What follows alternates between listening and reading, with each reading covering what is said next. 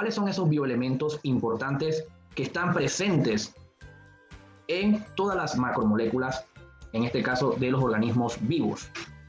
El hidrógeno, el carbono, el oxígeno y nitrógeno. Muy bien.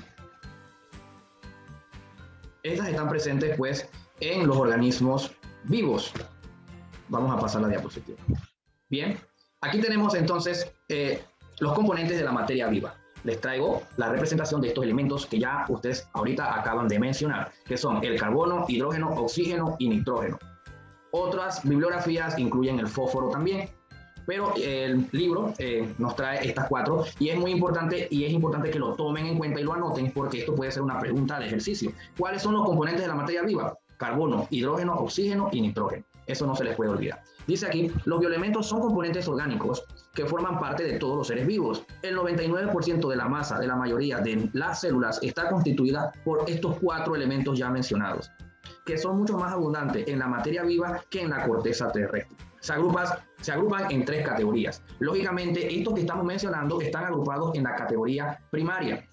Hay otra división que es secundaria, por ejemplo, como el hierro y los oligoelementos.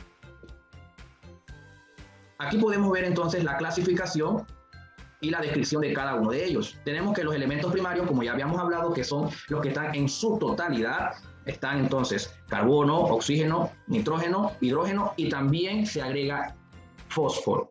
¿Y el fósforo, por qué sería importante?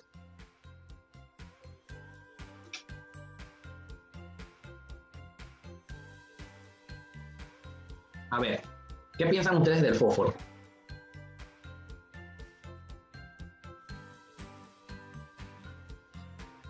Miren, forma parte de la moneda energética de todos los organismos vivos, adenosín trifosfato.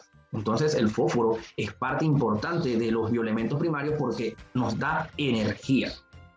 Bien, dentro de los bioelementos secundarios tienen una característica que están presentes en los seres vivos en un 0.01%, como por ejemplo el calcio, el sodio, el potasio, magnesio y el cloro. El magnesio, por ejemplo, lo podemos encontrar en la clorofila, que está compuesta de magnesio. Aparte del magnesio tiene una propiedad muy importante que es la absorción de luz, por eso que la clorofila está impregnada de magnesio. El sodio lo encontramos en, por ejemplo, la sal, el calcio en los huesos, el potasio en el banano, el cloro como utilidad también que tiene de repente en lo que es la limpieza. Oligoelementos forman parte de la composición de los seres vivos también en proporciones, pero menores al 0.01%. El grupo de oligoelementos es muy amplio y se divide en esenciales y no esenciales. Estas diapositivas ya ustedes las tienen hace rato subida a la plataforma. Bien, los polímeros. A ver, el grupo que habló de polímeros. ¿Qué son los polímeros?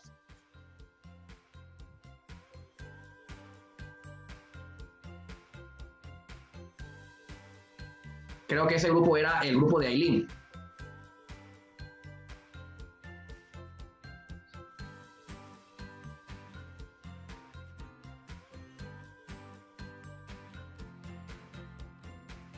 Bien, los polímeros entonces son macromoléculas, ¿ok? Recordemos pues que están constituidas por más de un átomo y estas son compuestas de varios monómeros que se agrupan en cadenas. Tenemos entonces polímeros dentro de su clasificación naturales y sintéticos. En los naturales, algunos tienen naturaleza proteica, por ejemplo, como la albúmina o el colágeno, que está presente en nosotros. Los polisacáridos, como la quitina, la quitosana, la carboxilosa, entre otros. A ver, la albúmina. Ustedes han escuchado el término albúmina. ¿Dónde podemos encontrar albúmina?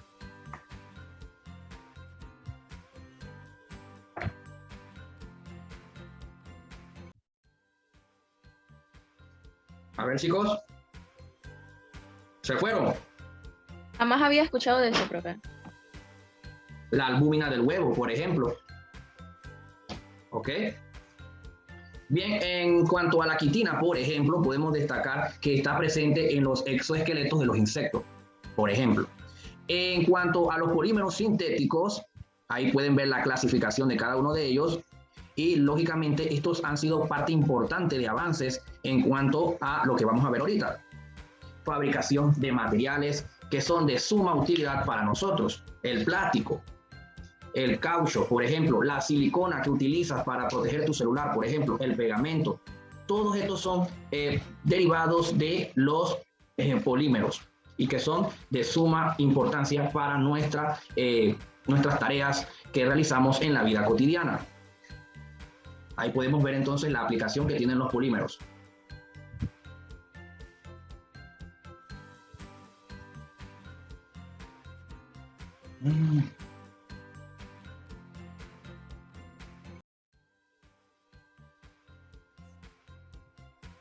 Bien, aquí tenemos ahora, vamos a hablar de los carbohidratos. A ver, ¿qué son los carbohidratos? El grupo que habló de los carbohidratos, para ver, por favor, que responda qué son los carbohidratos.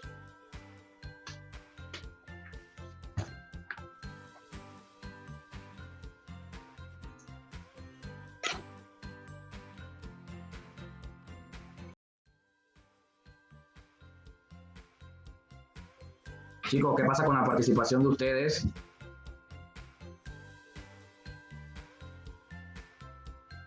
¿Qué son los carbohidratos? A ver. Tiene que ver con la energía. Sí, bien. Estas son moléculas constituidas por azúcares, ¿ok? Y, lógicamente, también son llamadas hidratos de carbono. La función importante de los carbohidratos es la reserva de energía, ¿ok? Recuerden que los azúcares son parte importante para la producción de energía que necesitamos nosotros. Muchas veces el azúcar que nosotros logramos obtener y aprovechar viene de la fotosíntesis. Lógicamente nosotros no hacemos fotosíntesis, pero sí nos beneficiamos de la glucosa que crean los organismos fotosintéticos. Dentro de la clasificación de los carbohidratos vamos a tener monosacáridos, disacáridos y polisacáridos. Cada uno establecido aquí en su división. Por ejemplo, los monosacáridos, como por ejemplo la glucosa, que es el producto final de la fotosíntesis. Esta está constituida de 1 a 6 átomos de carbono. Los disacáridos están constituidos por varios monosacáridos, como la glucosa más la galactosa, que forma a la lactosa. Bien, la lactosa, esa palabrita, ¿de dónde viene? La leche, profe. De la leche. Entonces ahí podemos encontrar carbohidratos, en este caso un tipo de disacárido. Los polisacáridos están constituidos de 10 o más monosacáridos. Ejemplo, el almidón. El almidón es parte importante del almacén de las plantas. Las plantas cuando producen, por ejemplo, glucosa, la van acumulando para guardar esa energía que necesitan y la van convirtiendo en almidón. Bien, aquí vemos entonces un poquito de la representación de los carbohidratos y dónde la podemos encontrar en los alimentos. No entraremos muy a detalle, pero sí es importante que ustedes conozcan que los carbohidratos tienen esa importancia en cuanto a producir energía para los seres vivos. La encontramos, por ejemplo, en las frutas, el azúcar de mesa, además de otras especies de vegetales, por ejemplo, como los plátanos. Bien, también lo podemos encontrar en los cereales, las legumbres, verduras, la fruta. Y pensándolo bien, aquí cuando hablamos de almidones, miren, por ejemplo, el cereal, ¿de dónde usted cree que viene?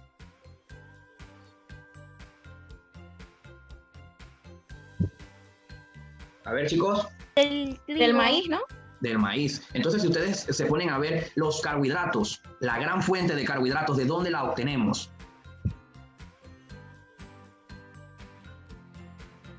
En su mayoría. ¿De quién? De las plantas. Bien. Pasamos a la siguiente. Los lípidos. A ver, el grupo que habló de los lípidos, por favor. Sin pena. ¿Qué son los lípidos?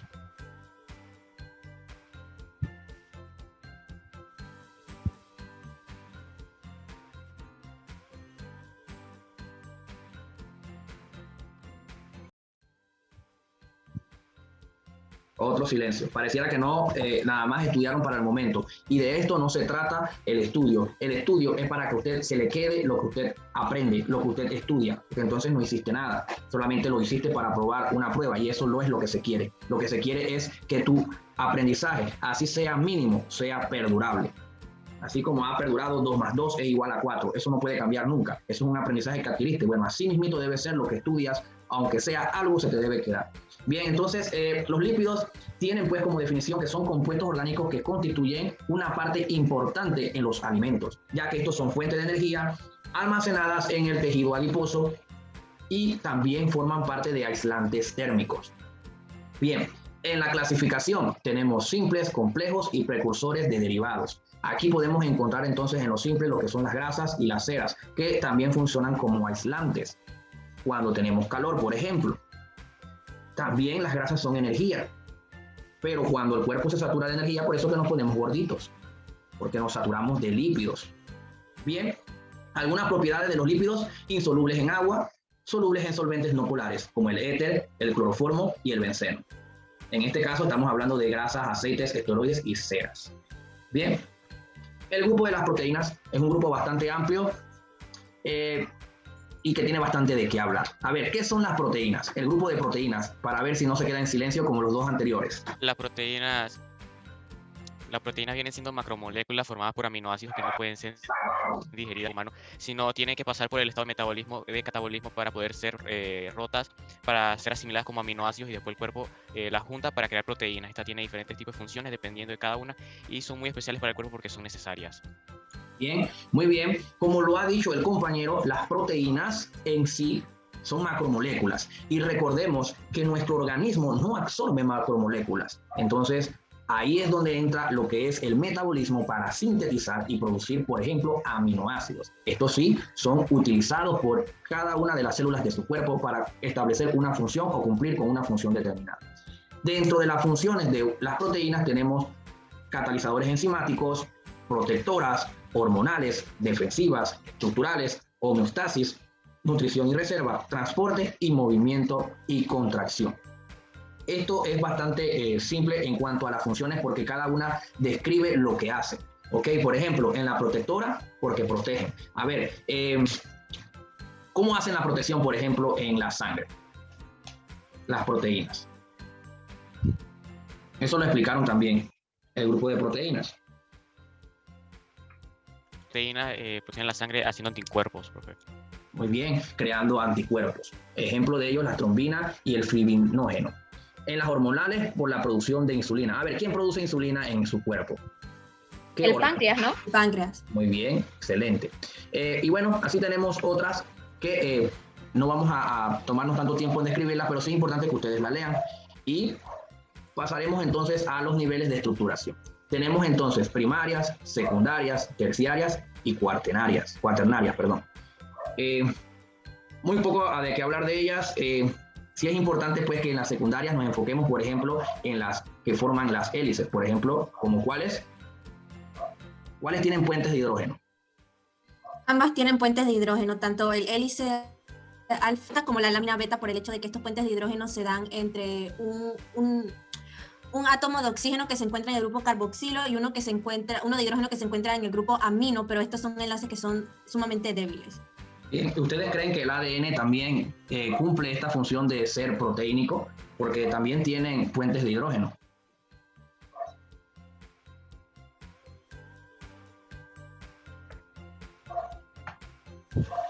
Cuando codifican los nucleótidos, se codifican a proteínas y estos van a ser aminoácidos. Esos aminoácidos son los que llevan la información necesaria para el cumplimiento de las funciones vitales de los organismos. Importante recordar eso. Bien, pasemos a la siguiente.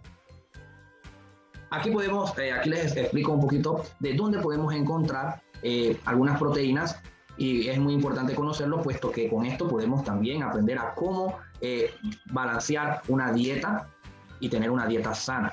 En este caso, por ejemplo, en las semillas de soya, lo que es lentejas, además de las almendras, la patata también es importante, lo que son los pescados, la pechuga de pavo, en este caso, se recomienda mucho comer pavo, aunque aquí no hay mucho, pero sí es importante comer pavo, en el lomo, en el atún, en los langostinos.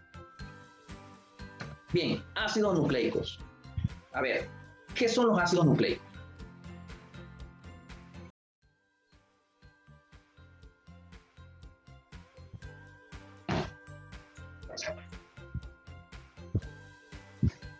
¿Qué diferencia hay entre ARN y ADN?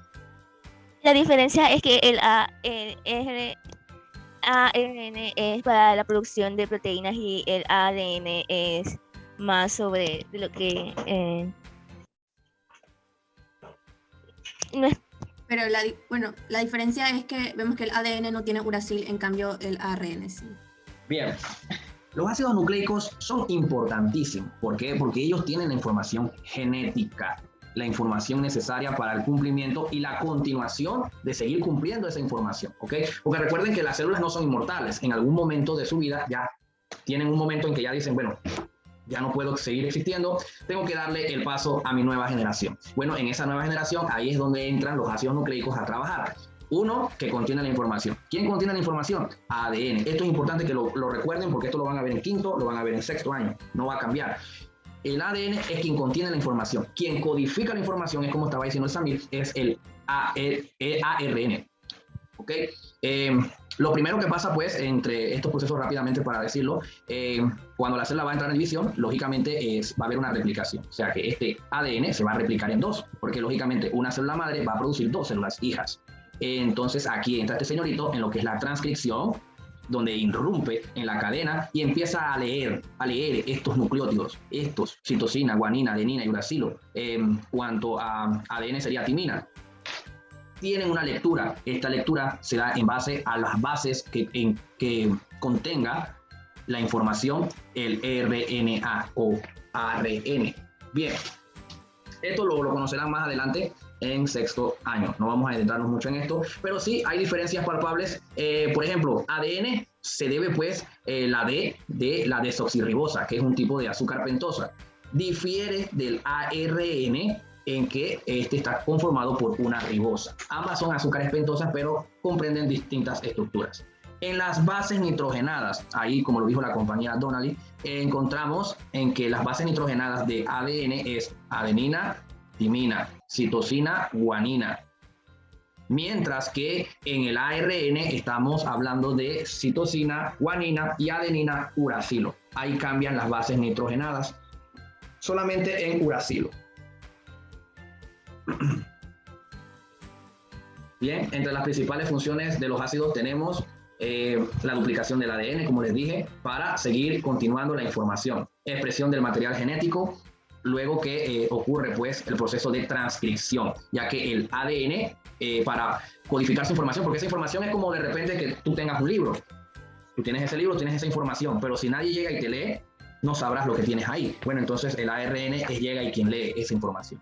Posterior a eso pasan a lo que es los ribosomas y ahí ocurre lo que es la síntesis de proteína. Y ahí vienen, entonces, esas proteínas se derivan en aminoácidos y esos aminoácidos son los mensajes que la célula tiene que acatar o seguir. Bien, traducción en los ribosomas del mensaje contenido, ya lo acabo de explicar. Bien, compuestos inorgánicos presentes en los seres vivos. A ver, ¿cuáles son los compuestos inorgánicos de los que estaban hablando la clase pasada? El agua y las sales El agua y las minerales. sales minerales. Muy bien, el agua y las sales minerales, otros derivados que son importantes. El oxígeno también, muy importante para lo que es el proceso de la respiración de nosotros y mantener nuestra sangre oxigenada. El bicarbonato, cationes como el amonio. Bien, aquí les muestro, la mayoría no tiene átomos de carbono, si bien la mayoría, porque por ejemplo dióxido de carbono sí tiene un átomo de carbono en su estructura. La mayoría no tiene origen en seres vivos. O sea, no necesariamente tienen que preceder de un ser vivo y no tienen enlaces carbono e hidrógeno. Aquí, por ejemplo, los más representativos, sal de mesa, el dióxido de carbono, el agua y el ácido clorhídrico. Del agua hablaron bastante, que es una molécula sumamente importante para la subsistencia de los seres vivos.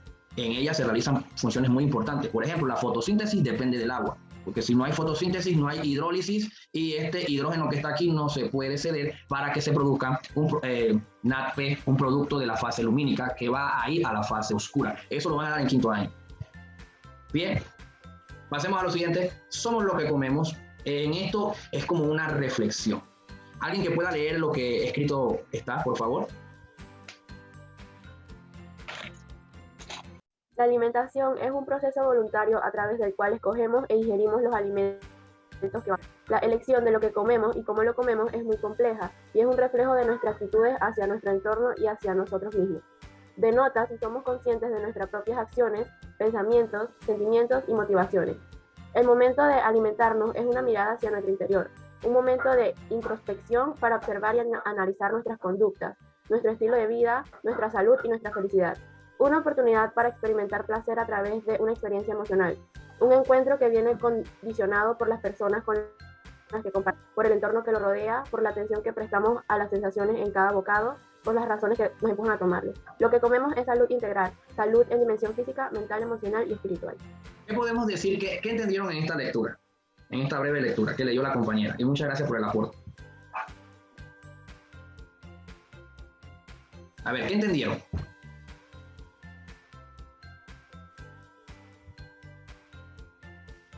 Que nuestra alimentación es muy importante para poder sobrevivir. Bien, entonces somos los que comemos, es más que todo un proceso voluntario. Pues, ¿por qué? Porque de tu voluntad puede ser establecida que vas a comer bien o vas a comer mal. Tú dependes, tú eliges, tú buscas el ritmo que quieres vivir. Si quieres, por ejemplo, vivir 70, 80 años, lógicamente comiendo todos los días hamburguesas y pizza, jamás vas a llegar a esa edad. ¿Ok?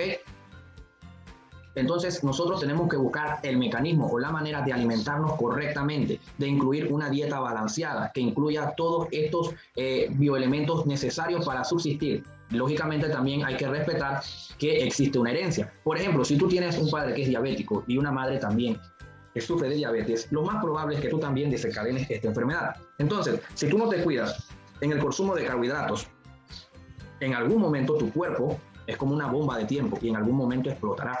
Entonces, está en nosotros el compromiso de alimentarnos correctamente. A veces somos tercos, por ejemplo, nos dicen que el alcohol mata las neuronas. ¿Y qué hacemos nosotros? Tomamos. Entonces, somos tercos. Ahora, también hay que entender que nada en exceso hace daño y que una dieta no significa dejar de comer, sino alimentarse bien y hacerlo correctamente. Porque eso es algo muy equivocado que tienen las personas. En una dieta, por ejemplo, la gente te dice, no, que yo dejé de comer. O sea, no puedes dejar de comer. Al dejar de comer, estás maltratando a tu organismo también. Entonces, tenemos que saber tener un estilo de vida correcto y balanceado. ¿Alguna pregunta con respecto a lo conversado hoy?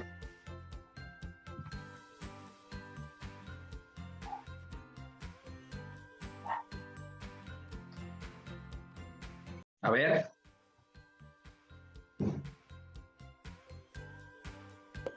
¿Puede repetirlo, profesor? ¿Alguna pregunta con respecto a lo conversado hoy?